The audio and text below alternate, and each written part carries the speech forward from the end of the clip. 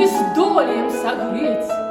Родимая земля, моего життя основа, не дай померти нам, не дай нам онеметь. Мы будем жить дотуль, покуль живая мова. Василь, неси дежку, будем блины печь.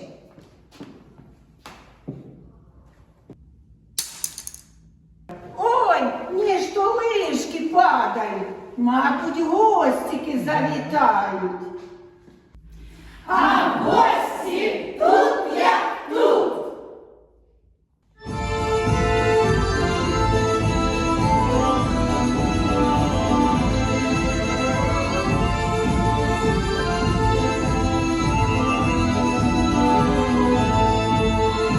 Добрий вечір, хату дій, сьогодні свято, всі зустрічі не ради. Сьогодні в хаті гості, сьогодні в хаті товстий щирий, пожаданню шмат. Будь здоровий, господар, будь здорова, господиня, на столі тут не вода, за столом ви не одні, хай обійде вас беда. Ну а счастье не покинет, будь здоровый, господа, будь здорова, господиня. Звіродне море, як два ручаї, злилися і стали креницей живою. Мне в Курске луску пяют соловьи, и кружатся наши буслы над Невою. Купала и голос открыли мне зрок, душу зачаровывали матчами песни, а Пушкинский, вечно крылатый пророк, и в позднюю осень приносит продвесни. Я мудрости все открываю на ново, и робит у свете светлей и видней. Люблю неумиручую русскую мову, а родные словы, як маті родней.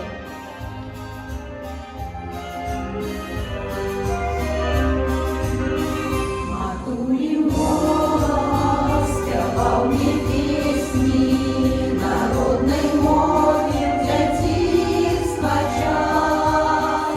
І я задані усвідомлявся, я наш не горшая у нас. Я не познаю, я исчезная, не милую, як родная земля. Звучит напевно ты мелодия, а вот белорусская. Якой далекой не буде дорога, яким би широким не здався простяг, вертайся сюди, до свайго порога, отсюль твой початок, і тут твой протяг.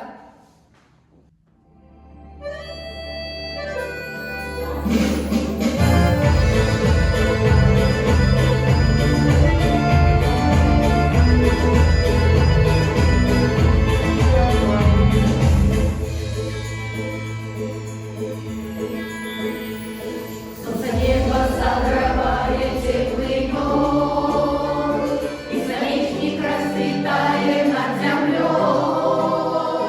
Кромки солнца над березком желтый цвет, нам так больно и счастливо только идут.